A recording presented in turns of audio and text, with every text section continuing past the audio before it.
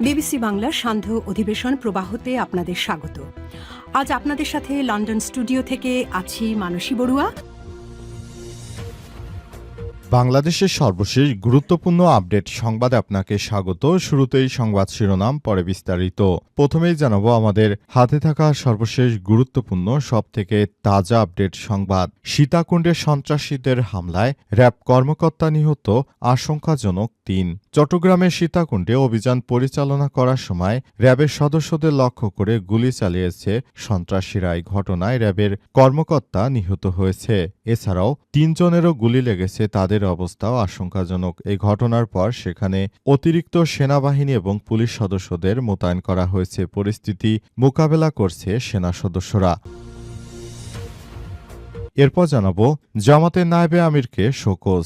আচরণবিধি লঙ্ঘনের কারণে রাজশাহী এক গোদাগাড়ী ও তানোর আসনে জামাতের মনোনীত প্রার্থী অধ্যাপক মুজিবুর রহমানকে শোকজ করেছে নির্বাচনী অনুসন্ধান ও বিচারিক কমিটি। এ বিষয়ে খুবই গুরুত্বপূর্ণ সংবাদ জানাবো, সঙ্গেই থাকুন। এদিকে মামুনুল হকের সম্মানে ২ আসনে প্রার্থী দেবে না ইসলামী আন্দোলন। বাংলাদেশ খেলাফতে মজলিসের আমির মাওলানা মামুনুল হকের সম্মানে ঢাকা ১৩ ও বাগেরহাট ১ আসনে প্রার্থী দেবে না ইসলামী আন্দোলন বাংলাদেশ। এক বিবৃতিতেই তথ্য জানিয়েছে ইসলামী আন্দোলন বাংলাদেশের যুগ্ম মহাসচিব ও দলীয় মুখপাত্র মাওলানা গাজী আতাউর রহমান। এবারে জানাবো মুফতি আমির হামজার সব ওয়াজ মাহফিল স্থগিত। নিরাপত্তা সংকট ও সার্বিক পরিস্থিতি বিবেচনা করে দেশজুড়ে নিজের সব ওয়াজ মাহফিল ও কথিত তফসির বন্ধ করার ঘোষণা দিয়েছেন সমালোচিত ব্যক্তিত্ব আমির হামজা। তিনি আরাফাত রহমান কোকরকে নিয়ে একটি বিতর্কিত মন্তব্য করার পর এই ধরনের সিদ্ধান্ত নিয়েছেন, যখন তার বিরুদ্ধে দেশজুড়ে ঝাড়ু মিছিল চলছে এবং জুতাপেটা মিছিল চলছিল। এবং সর্বশেষ জানাবো ভারতীয়দের ভিসামুক্ত ভ্রমণ সুবিধা কেড়ে নিল ২ দেশ। সার্বিকভাবে বিশ্বে ভারতের পাসপোর্টের মান কিছুটা বেড়েছে। হেনলি পাসপোর্ট সূচক ২০২৬ অনুযায়ী ভারতের পাসপোর্টের অবস্থান ৮৫ থেকে উন্নীত হয়ে ৮০তম স্থানে উঠে এসেছে। কিন্তু এরপরও ২টি দেশ ভারতীয়দের ভিসা মুক্ত ভ্রমণ সুবিধা প্রত্যাহার করেছে। দেশ দুটি হচ্ছে ইরান এবং বলিভিয়া। প্রিয় দর্শক, এতক্ষণ শুনছিলেন সংবাদ শিরোনাম, এবারে বিস্তারিত। তবে তার আগে বন্ধুরা অনুরোধ থাকবে এই সংবাদটিতে একটি লাইক দিন। এই চ্যানেলে আপনি নতুন হয়ে থাকলে আমাদের সংবাদটি দেখতে দেখতে চ্যানেলটি সাবস্ক্রাইব করে রাখুন। কমেন্ট করে বন্ধুরা আপনার মূল্যবান মতামত জানিয়ে দিন আপনি বিশ্বের কোন দেশ থেকে বা বাংলাদেশের কোন স্থান থেকে আমাদের সংবাদটি দেখছেন এবং শুনছেন। আর বন্ধুরা সংবাদটি আপনার সোশ্যাল মিডিয়া ফেসবুকে শেয়ার করে বন্ধুদেরও দেখার সুযোগ করে দিন। গাজা যুদ্ধে আপনি যদি নিরীহ ফিলিস্তিনিদের ভালোবেসে থাকেন, কমেন্টে ইয়েস লিখে পুরো বিশ্বকে জানিয়ে দিন। এবারে বিস্তারিত। চট্টগ্রামের সীতাকুণ্ডে সন্ত্রাসীদের হামলায় র্যাবের কর্মকর্তা নিহত, আশঙ্কাজনক অবস্থায় ৩ সদস্য। চট্টগ্রামের সীতাকুণ্ডে অভিযান পরিচালনার সময় র্যাপিড অ্যাকশন ব্যাটালিয়ন র্যাব ৭-এর উপর হামলার ঘটনা ঘটিয়েছে সন্ত্রাসীরা। এই হামলায় র্যাবের একজন ঊর্ধ্বতন কর্মকর্তা নিহত হয়েছেন। এছাড়াও ৩ জন সদস্যের অবস্থা আশঙ্কাজনক বলে জানা গেছে। আজ বিকেলে উপজেলার জঙ্গল সলিমপুরে এই হামলার ঘটনা ঘটে। এই ঘটনার পর সন্ধ্যায় র্যাবের অতিরিক্ত ফোর্স ও সেনাবাহিনীর সদস্যরা ঘটনাস্থলে অভিযান শুরু করেছে। নিহত র্যাব কর্মকর্তা হলেন র্যাব ৭ চট্টগ্রামের ডিএডি মোহাম্মদ মুতালেব। জানা গেছে সোমবার বিকেলে চট্টগ্রামের পতেঙ্গা থেকে র্যাবের একটি টিম জঙ্গল সলিমপুরে অভিযানে গেলে সেখানে সন্ত্রাসীরা তাদের উপর চড়াও হয়। সীতাকুণ্ড থানার ভারপ্রাপ্ত কর্মকর্তা ওসি মোহাম্মদ মহিনুল ইসলাম বলেছেন, র্যাবের উপর হামলার খবর পেয়ে পুলিশ দ্রুত ঘটনাস্থলে পৌঁছে র্যাব ও সেনা সদস্যদের সঙ্গে যৌথভাবে পরিস্থিতি নিয়ন্ত্রণের চেষ্টা চালাচ্ছে। উক্ত জায়গায় এখন ব্যাপক আকারে সংঘর্ষের খবর পাওয়া যাচ্ছে এবং সেখান থেকে কোনো সন্ত্রাসীকে ছাড় দেওয়া হবে না। এই সন্ত্রাসী গ্রুপগুলো যারা মূলত জঙ্গলে পালিয়েছিল তারাই আমাদের র্যাবের সদস্যদের উপর হামলার ঘটনা ঘটিয়েছে।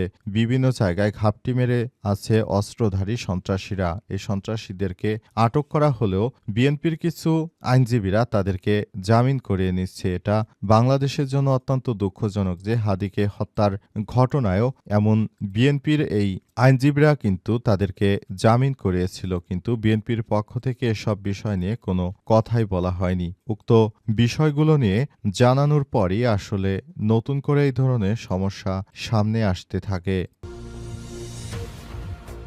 জামাতের নায়েবে আমিরকে শোকজ। আচরণবিধি লঙ্ঘনের কারণে রাজশাহী এক গোদাগাড়ি তানোর আসনে জামাতের মনোনীত প্রার্থী অধ্যাপক মুজিবুর রহমানকে শোকজ করেছে নির্বাচন অনুসন্ধান ও বিচারিক কমিটি।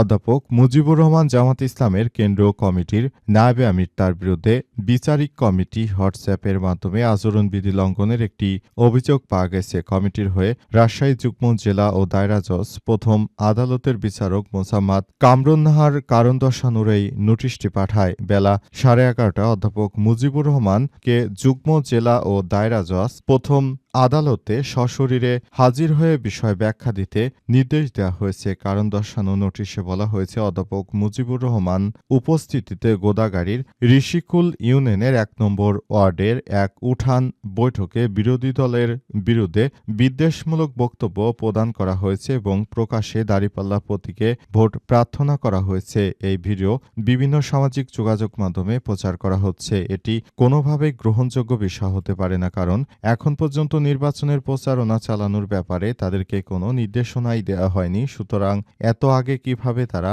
এই নির্বাচনের বিষয়ে প্রচারণা চালাতে শুরু করেছে, এটি সম্পূর্ণ অবৈধ একটি কাজ বলে মন্তব্য করেছে নির্বাচন কমিশন ইসি। তাই তাকে শোকজ করা হয়েছে, যাতে করে তিনি এ বিষয়টি নিয়ে কারণ দর্শাতে ইসিতে যান, সে ব্যাপারটি নিশ্চিত করা হয়েছে নির্বাচন কমিশনের পক্ষ থেকে। ইতিমধ্যে এসব বিষয় নিয়ে কথাবার্তা বলা হচ্ছে এবং এসব বিষয় জানানো হয়েছে, যাতে করে আর এই ধরনের আচরণ অন্য কেউ না করে সেই ব্যাপারটি নির্বাচন কমিশন ইসি নিশ্চিত করতে চায়। মামুনুল হকের সম্মানে 2 আসনে প্রার্থী দেবে না ইসলামী আন্দোলন। বাংলাদেশ খেলাফতে মজলিসের আমির মাওলানা মামুনুল হকের সম্মানে ঢাকা 13 ও বাগেরহাট 1 আসনে প্রার্থী দেবে না ইসলামী আন্দোলন বাংলাদেশ। আজ 19 জানুয়ারি এক বিবৃতিতে এই তথ্য জানিয়েছে ইসলামী আন্দোলন বাংলাদেশের যুগ্ম মহাসচিব দলীয় মুখপাত্র গাজী আতাউর রহমান। বিবৃতিতে তিনি জানান, বাংলাদেশ খেলাফতে মজলিসের আমির মাওলানা মামুনুল হকের প্রতি সম্মান জানিয়ে তিনি যে 2 আসনে প্রার্থী হয়েছেন, সেই 2 আসনে ইসলামী আন্দোলন বাংলাদেশ প্রার্থী দেবে না। 2 আসনে ইসলামী আন্দোলন বাংলাদেশের প্রার্থী প্রত্যাহার করা হবে। 2 আসনে ইসলামী আন্দোলনের সমর্থন মাওলানা মামুনুল হকের প্রতি থাকবে। ইসলামী রাজনীতিতে তার ভাগ্য ও অবদানের প্রতি সম্মান জানিয়ে সিদ্ধান্ত নেওয়া হবে। গাজী আতাউর রহমান আরও বলেছেন, ইসলামী আন্দোলন বাংলাদেশ অন্য কোনো দলের সঙ্গে জোটবদ্ধ হয়ে পথ চলার চিন্তা করবে না। এসব আসনে ইসলামী আন্দোলন বাংলাদেশের প্রার্থী নেই। এসব আসনে নীতি আদর্শের ভিত্তিতে শত যোগ্য প্রার্থীকে সমর্থন জানাবে ইসলামী আন্দোলন বাংলাদেশ। অর্থাৎ এসব আসনে মামুনুল হককে তারা সরাসরি সম্মান জানানোর ক্ষেত্রে এই ব্যবস্থা গ্রহণ করেছে তারা, এবং তাদের পক্ষ থেকে এসব বিষয় নিয়ে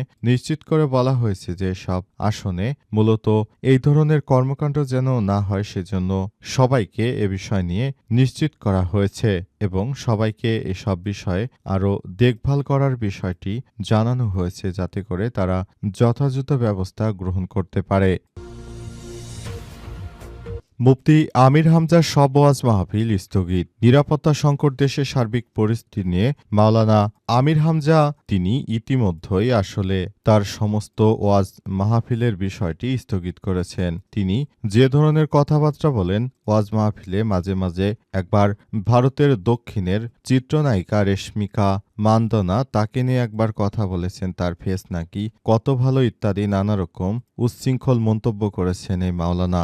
এরপর আবার আরাফাত রহমান কোকোকে নিয়ে তিনি এমনভাবে একটি কথা বলেছেন, যাদের দাঁত নেই তারা কোকোর জায়গায় যদি বলে তাহলে কুকুর শোনা যাবে, এরকম মন্তব্য করেছেন আমির হামজা। তার এই মন্তব্যের পরেই বিএনপির নেতৃত্ববৃন্দরা ক্ষোভে ফুঁসে ওঠে। বিভিন্ন জায়গায় আমির হামজার কুশপুত্তলিকা দাঁড় করা হয়েছে, পাশাপাশি তার বিরুদ্ধে ঝাড়ু মিছিল দিয়েছে অনেকেই। বিএনপির নেতৃত্ববৃন্দরা এই ধরনের কথা জানিয়েছে।